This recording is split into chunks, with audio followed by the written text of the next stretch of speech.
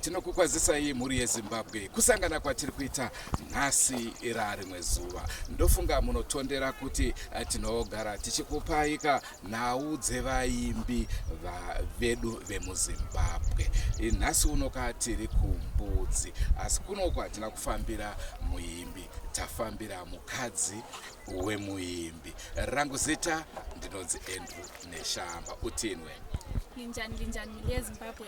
Namhla ke sihambele udaba lo le Tombstone unveiling ke yomfazi kaThedious Matsito.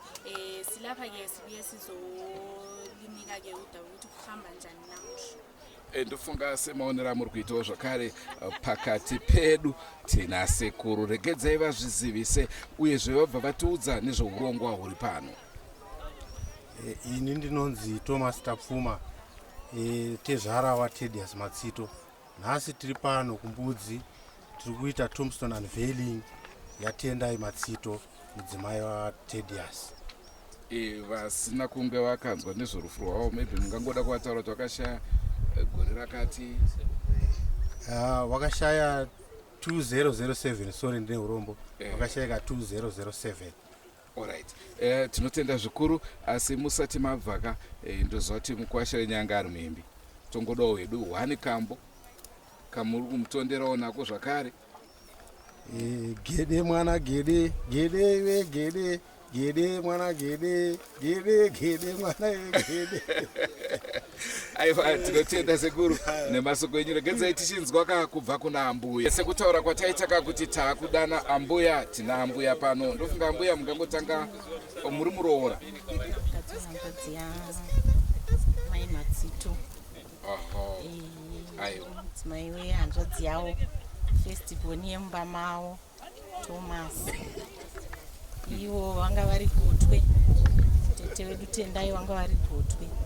Mumba memurume wangu. Taiwirirana natete wangu. Vanga vari munhu ane rudo. Vanga vari munhu ane rudo. Zvandinoziva nazvo. Aiwa, tinotenda zvikuru. Akanaka.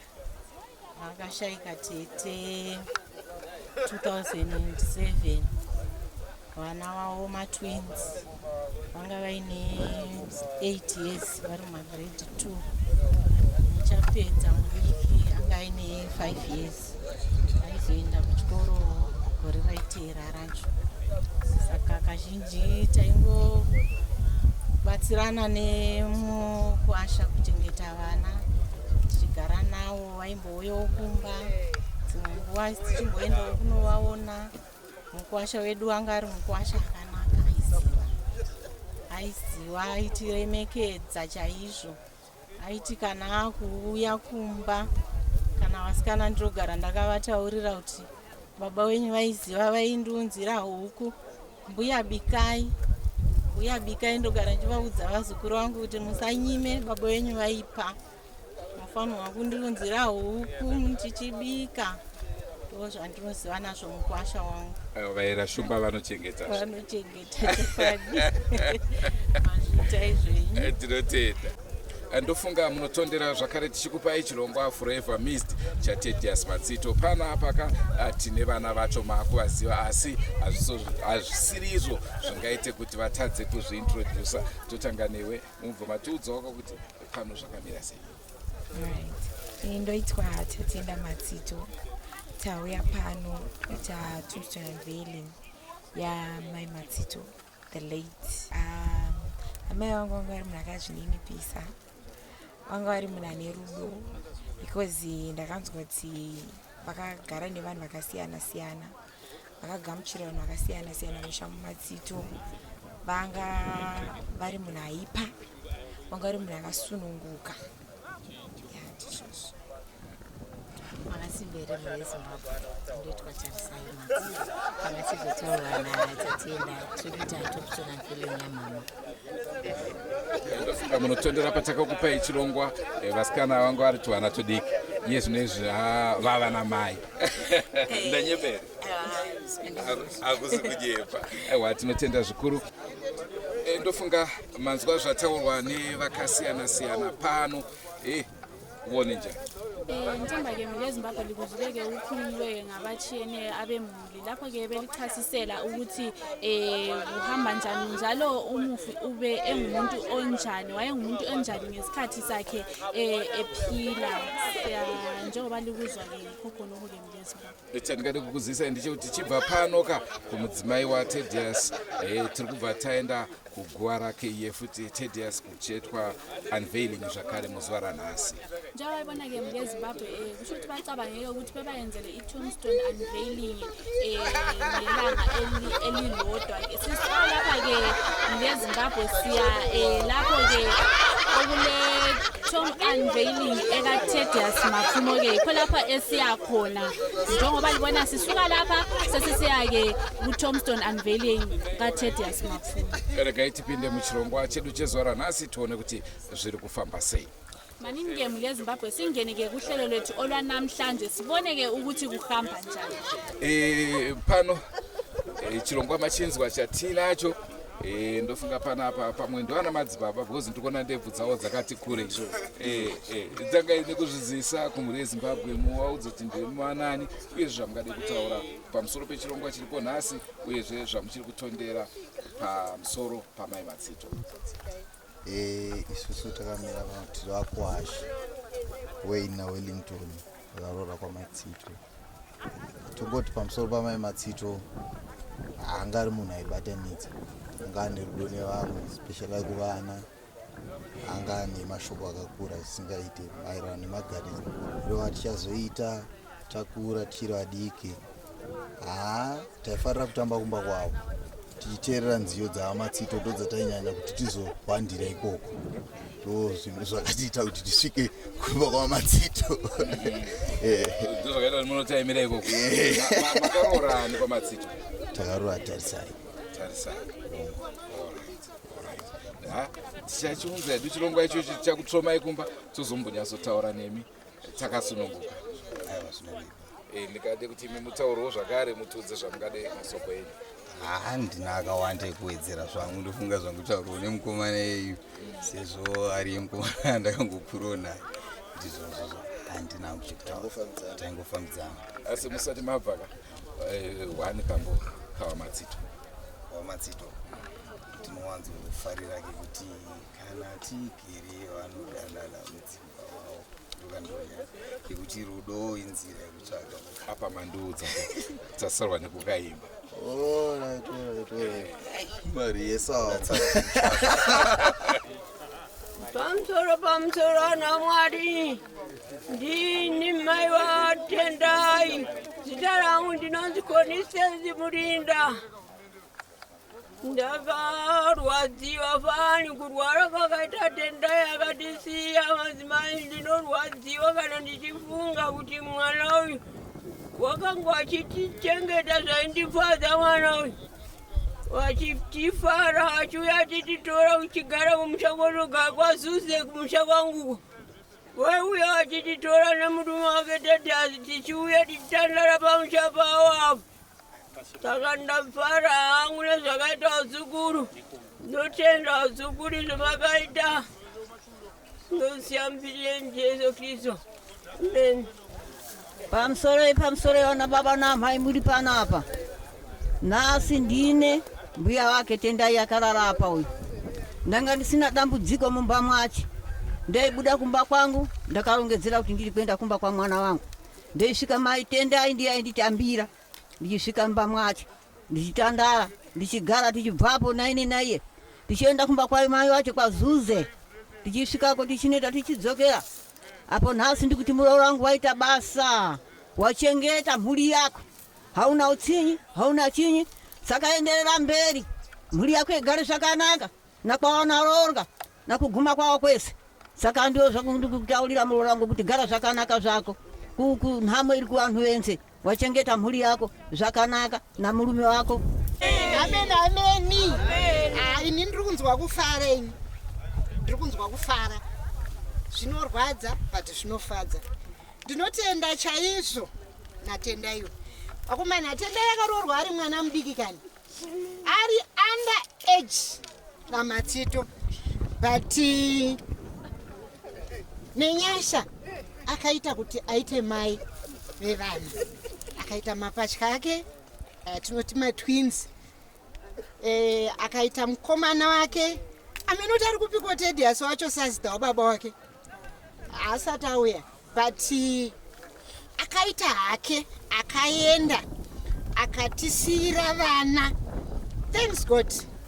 Masikana ndinokutendai hamuna kurasika kuziva kuti mai vedu wane kumusha baba vedu wane kumusha.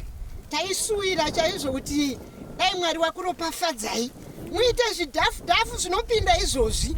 Ndofunga tendai uyu kurara uko akaita mukadzi wemuchato uyu wasikana akachata naTedious zvatakafarira. Saka ndaifungidzira kuti muchachengeta imba yedu kusvikira hameni. Muchachengeta imba yedu kusvikira hameni. Kana ivo vakwasha vatitorera vasikana imba yedu toda kuti igare iripo ndawa tinoda kuramba tichiita zvatinoda mumba memwana wedu. Saka handina hangu zvakawanda. Ini ndiri mbuya chaiwo. Ndini ndakazvara mai vemurume wambuya wake. Ndini ndakazoroorwawo nasekuru wacho. But vazukuru vangu I think munoziva kuti gogo kana vasvika ende kana kupi tunosvika. Saka Mwari ngaakuropafadzei. Togara chitaura nemhuri yeZimbabwe vachitaura kuti wese aroora underage ngaasungiswa. Saka dai akasungiswa apa hatina kumboda kumusungisa because munhu akauya akazviningirisa ende munhu akauya tichiona kuti vana vane musikanzwa takangogarisana sechiwani chikururudo ende rwanga ruripo nanhasi ruripo. Saka handina hangu zvizhinji zvekutaura. Zvizhinji zvandinongotaura ndezvekuti ndinotenda kuti achiri kutungamira mhuri yake ende mhuri yake yakachabatana. vaera shumba havasungiswe. Inini ndiri muyera shumba. Saka muri hanzvadzi. Ndiri tete chaiwo. Ndini waridzi wazvo chaizvo. Haleluya. Toda kupa umbowo hwangu zveshuwa. Ava amai guru vakaradzikwa apa ndakakurira mumaoko mavo kubva ndiri mudiki. Ini ndiri ndosirwa naTedious. Saka ndinotenda nezvaitwa nevana. Hazvisi nyore zvavaita zuva ranhasi zvokuti vakwanisa kugadzira makuva ana baba namai. Zvaidhura zvichivanetsa but vakashingirira tichingoshingisana navo kusvika taungana pano nhasi. Saka ndinotenda nevese vaungana pano naivo wazviita. Ndinotenda kuti haleluya. Ndisina kunzwa zita renyu matani? Ndinonzi James. Ndoda kuti mungotiroerawo hwani kambo musati mabva ipapo. Ndakamboshanda navo mukoma ndichiridza navo zvokuti nanhasi ndinoridza nemwana wendinobatsirana navo. Regai ndingotraya. Rudo inzira yekutsvaga ushamwari. Rudo inzira yekutsvaga ushamwari. Rudo inzira yekutsvaga ushamwari. Rudo inzira yekutsvaga ushamwari. Pasina rudo hapana vanhu ugara tose. Rudo inzira yekutsvaga ushamwari. Pasina rudo hapana vanhu kuchengetana. Rudo inzira yekutsvaga usawira.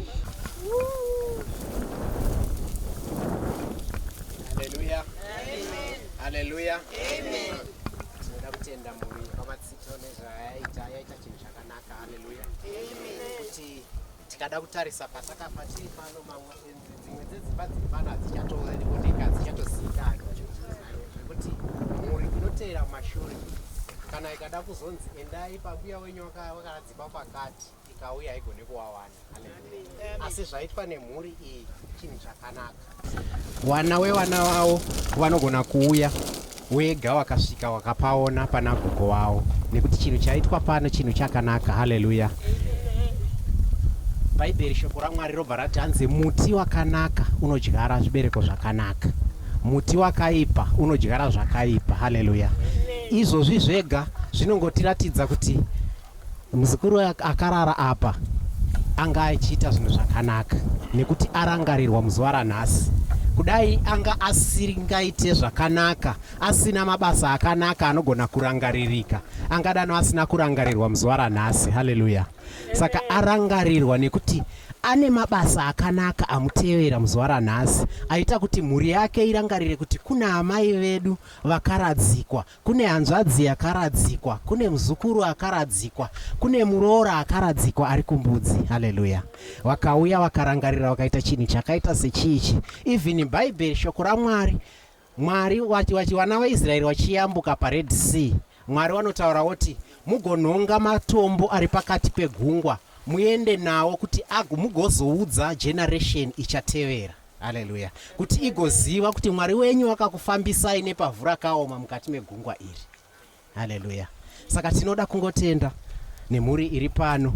Regai tinamate urongwa hwese huenderere zvavo mberi. Vari kutungamirira woita havo urongwa hwavo. Haleluya. Ngatinamatei. Baba, muzita nemuropa raJesu, tinokutendai Mwari, tinokutendai neurongwa huri panzvimbo ino, tinokutendai nekuropafadza mhuri iyi nekubatana kwayaita ichiita chinhu chakanaka chaitwa panzvimbo ino. Mbiri yose ngaipiwe kwamuri Ishe Jesu Kristo. Tinokutendai nemhuri iyi, ropafadzai zvose painobata, ropafadzai chimwe nechimwe chainoita muvanavo pose pavanenge vari, muzita nemuropa raJesu Kristo. Amen.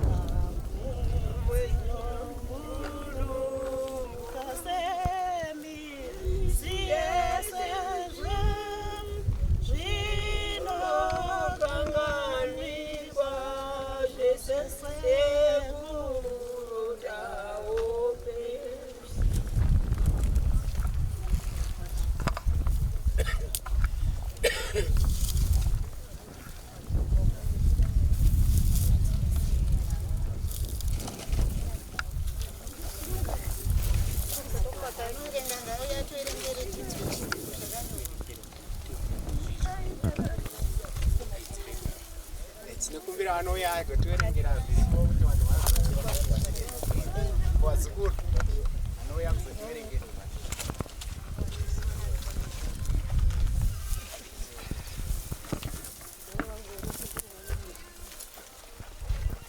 Pamusoro saka padombo pedu pakanyorwa kunzi in loving memory of Tendai Tapfumani Matsito, date of birth 1973, date of death 24 January 2007. Your life was a blessing, your memory a treasure. You are loved beyond words and missed beyond measure. Zororai murugare chiera, Mai Matsito Gugowe Wazukuru.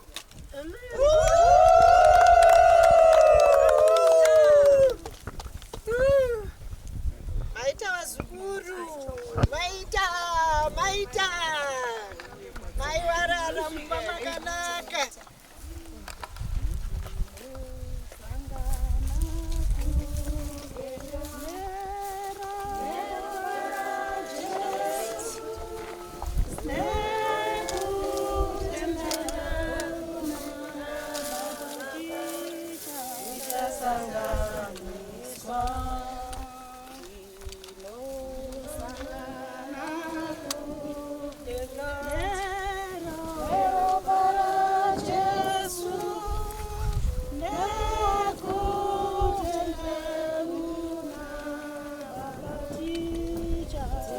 Sanganiswa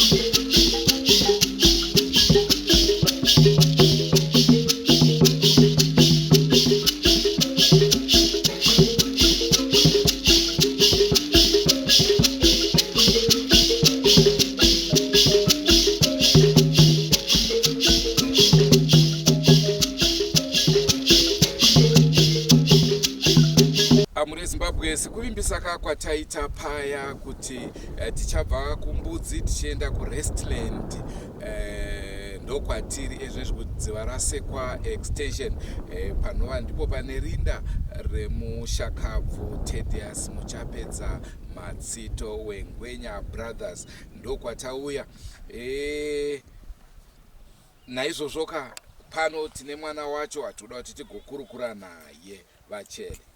Ndinjani muliya Zimbabwe sikeza litshela ke singale ku Tombstone kamama kathe sike sesi ku Tombstone unveiling ka Thaddeus Matsito yiko ke lapha esesikhona ke sifuna ke uke sixoxisane ke lo mntana ke ake asitshele ngamafeature ke ukuthi yena ubaba wakhe umazi engumuntu onjani aze abachiye emhlabeni.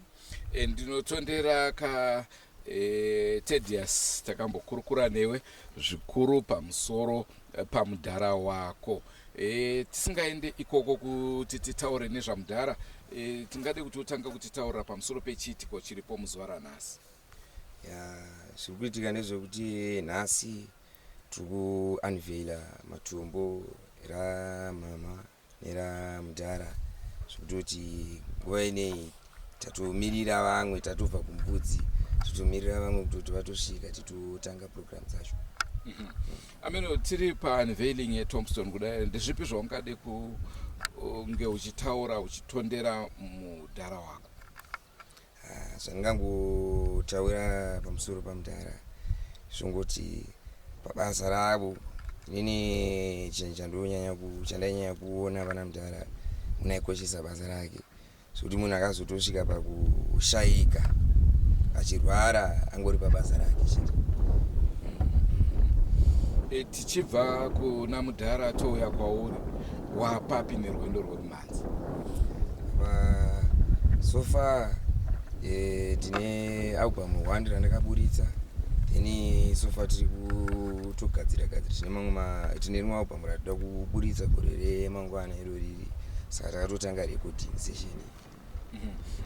Komashows uri kumbopinda here muvanhu sangana nevanhu chinzwa kuti vari kukutsigirawo zvakadini?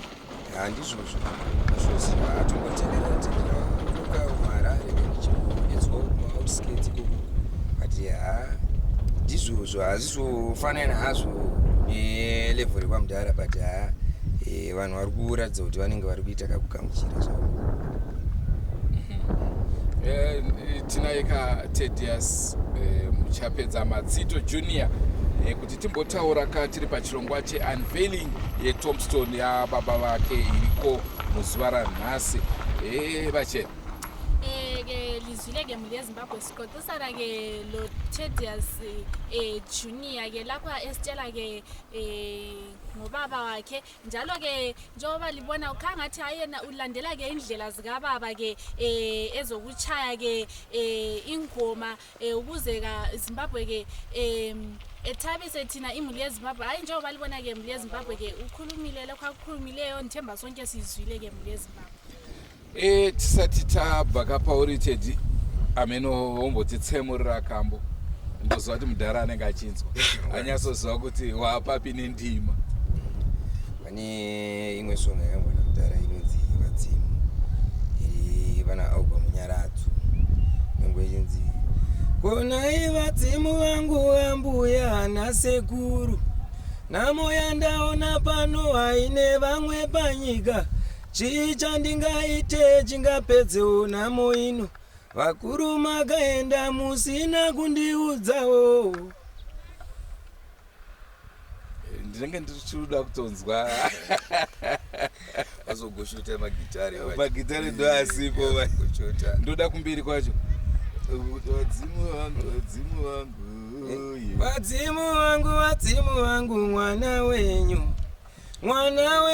vadzimu vangu namo ino vadzimu vangu ndakura nayo mwana wenyu vadzimu vangu oi namo ino vadzimu vangu oi ndakura nayo vari kudenga anopsa idzasi dzako idzidzi aurezera nadzo handina zera nadzo asi iripo imwe yeyamboimbwa kuunveiling yamama yedu yekuti gede mwana gede aiwa iyoyo kaaniso takakura chiitamba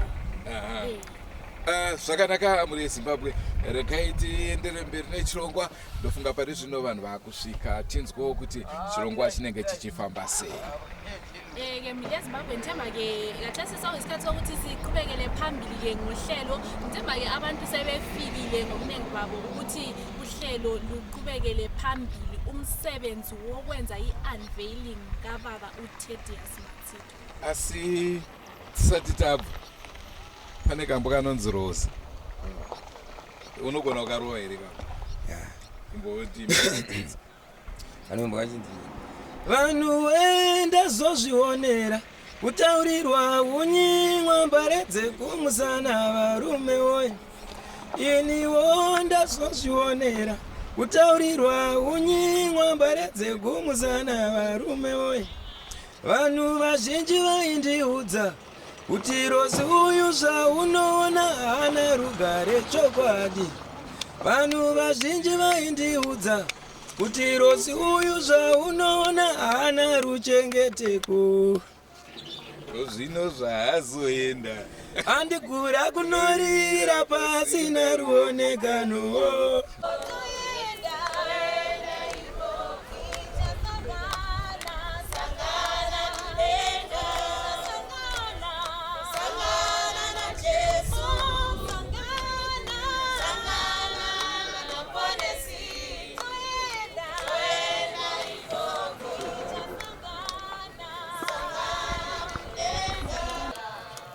ndoitwawo James Zakaria aishandawo kubva namukoma Teddy kusvika wazoshaika ndichiridza bass guitar so kubva kwawakazoshaika kusvika nazvino tichiri kungoshanda nemwana wavo anova ndiye Junior Muchapedza.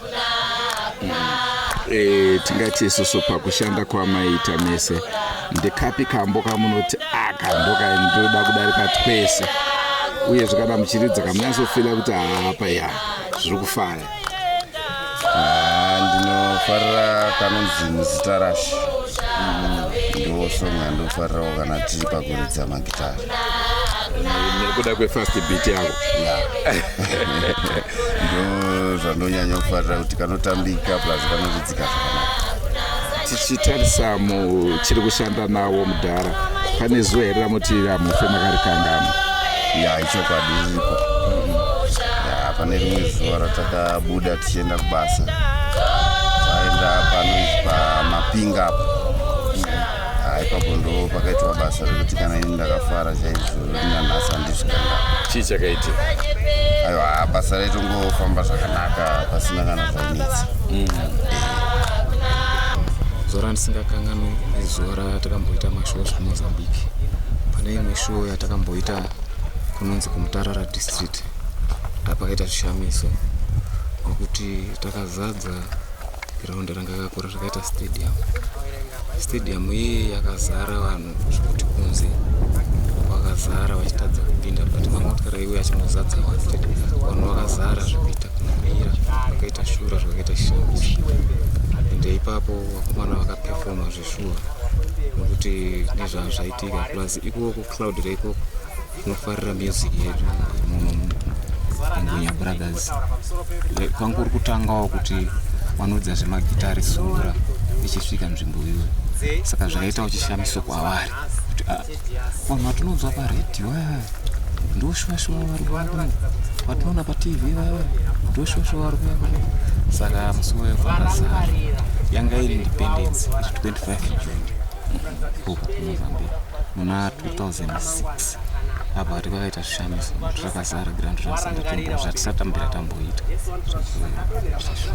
panyama, asi zvakanaka kungovaremekedza nazvino wacho nyangwe wasisiripo watungamira kuenda kumusha kwatichaenda tose. Haleluya.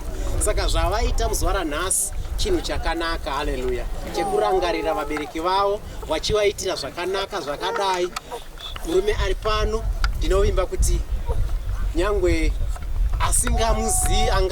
asingamuzivi aingoteererawo music yake achinakidzwa nayo achiitamba. Asi muzuva ranhasi tiri pano tichimurangarira tose. Ini handaitoziva kuti mukuwasha. Haleluya. Asi music yake takatokurawo tichitofudza mombe tiri kumusha uko tichiiridza mutumawokumeni netuma People's Radio tiri kumusha uko. Haleluya. Tisingatozivi kuti tiri kutoridzawo mhanzi yemukuwasha. Haleluya. Asi nhasi nekuda kwemhuri yawo yatoyaitawo kuti titoziva kuti patori neukama hwakasimba nemurume akarara apa. Haleluya. Saka chinhu chavaita chinhu chakanaka, nekuti waita kuti even nesu vari pano vamwe tanga tisingavazivi kuti ihama takutoziva kuti tori neukama huripo futi hwakasimba. Haleluya. Saka zvamaita hamuna kuitira vabereki venyu chete, asi maitira vakawanda. Maitira vana sekuru, maitira vana ambuya, maitira vana atete, maitira mwashamwa Mwari nevose vavairidza navo. Mawaita kuti warangarirewo waungane muzuva ranhasi. Saka chinhu chamaita chinhu chakanaka. Maratidza kuti muri mhodzi yakadonhera pavhu rakanaka. Haleluya. Muri mhodzi yakadonhera pavhu rine manyowa, inova nezvibereko, kwete yakadonhera paruware kana kuti munzira ikadyiwa neshiri. Haleluya. Saka zvamaita chibereko chakanaka chekuti nemhuri dzenyu dzichateera dzicharangarirawo kuti vabereki vedu vakarangarira vabereki vavo, nesu ngativarangarirewo. Haleluya. Saka zvamunoita nhasi zvinhu zvamunozviitira mune ramangwana. Haleluya. Zvamaita muzuva ranhasi maita chinhu chakanaka. Mwari ndavaropafadze zvese zvamaita. Kuropafadzei pane zvamunobata, pane zvamunoshuwira. Mwari ndavakuzarurirei masuo nekuti maremekedza vabereki venyu. Mwari wacho ndo wakadaro wakati aremekedza baba naamai kuti mazuva avedzerwe panyika. Nazvino Mwari ndavakuvedzerei mazuva nekuti maremekedza vabereki venyu sekureva kwavo, nekuti Bhaibheri ndo zvarinoreva. Haleluya. Saka narakati kuwedzerwe kuti kana waremekedza baba naamai mazuva anowedzerwa panyika. Nazvino nenyuwo ngaawedzerwe pasi panyika. Haleluya. Mwari ndavakuzarurirei masuo, Mwari ndavakuzarurirei zvishuwo zvemwoyo zviitike muzita nemuropa raJesu Kristu. Haleluya. Regai ndisiye hanguva ino kune vanoteera vachiita urongwa hunotevera. Amen.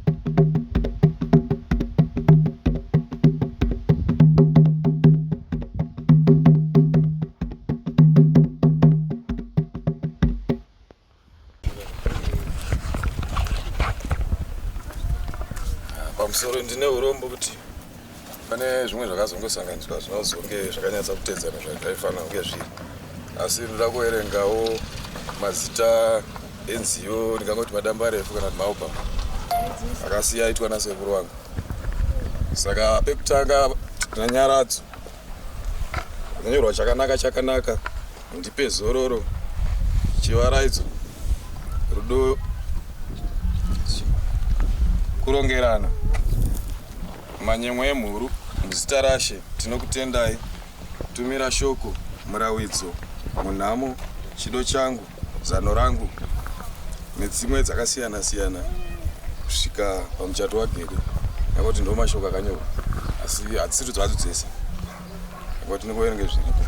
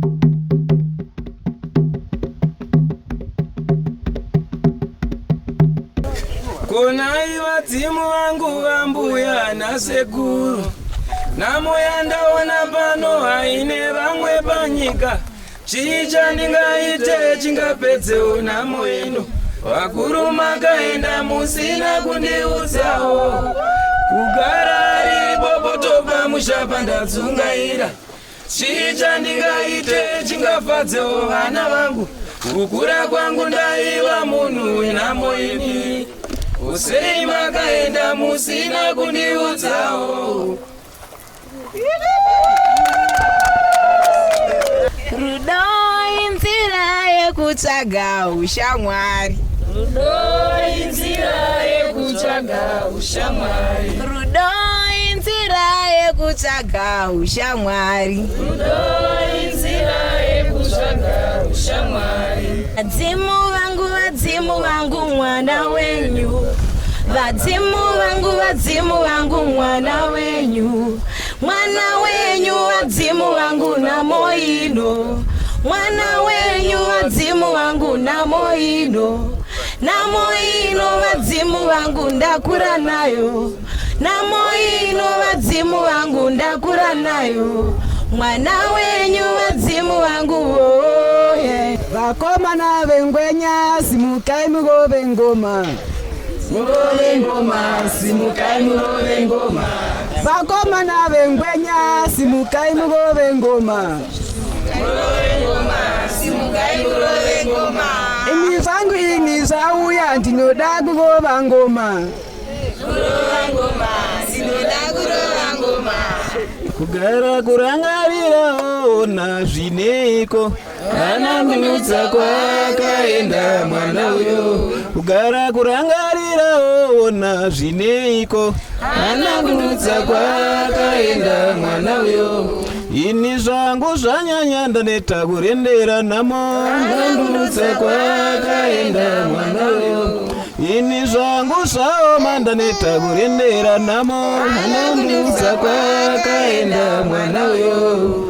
Tinokutendai hama mhuri yeZimbabwe. Ini ndinonzi Redison Tukuta, ndakamirira boka regamba remumhanzi, icho chirongwa chinobuda paNational FM chinoitwa nemushamarari anonzi Rapson Umari. Tinoramba tichifamba nemhuri yekwaTedius Matsito sezvatakagara tichiita kubva 2016 tichitanga kuita donation kumba kwake, nanhasi tiri paTombstone unveiling yaTedius Matsito. Tinokutendai nekuva nesu muzviitiko zvakadai. Musati mabva vegamba remumhanzi, kune gamba rinonzi Paul Matavire.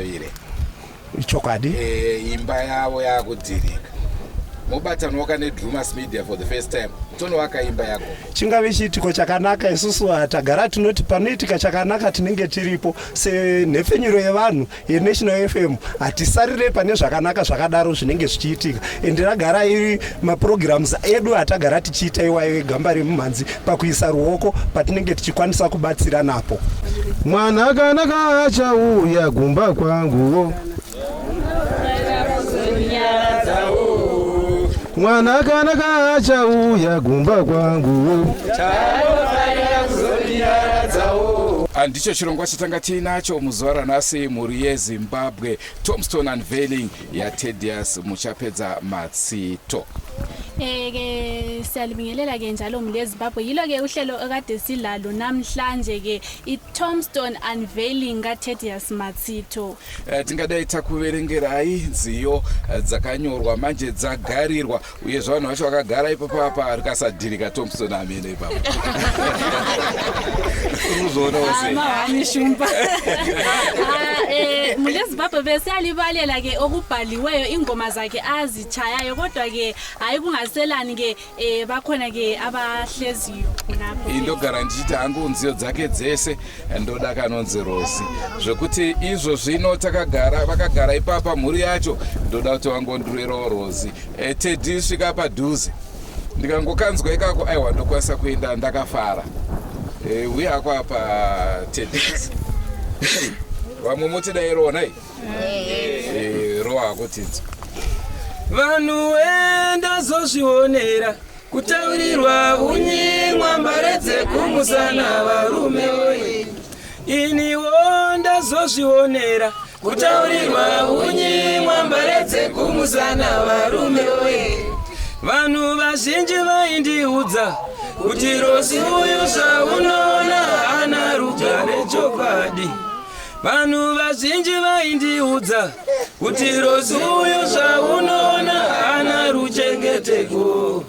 Zvino nhasi zvaazoenda andikura kunorira pasina ruonekano. Zvino nhasi zvaazoenda andikura kunorira pasina ruonekano. Aiwa, kana ndanzwa kambo ikaka ndinonzwa kufara.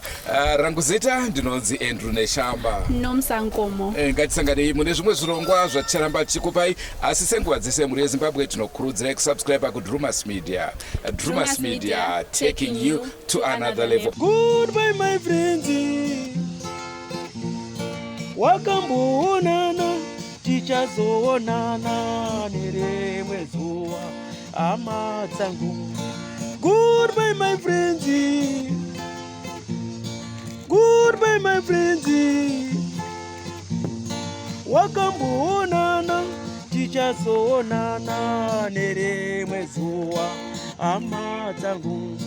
Ini ndokuenda kubasa kwangu, iwe makiwe mkaranga.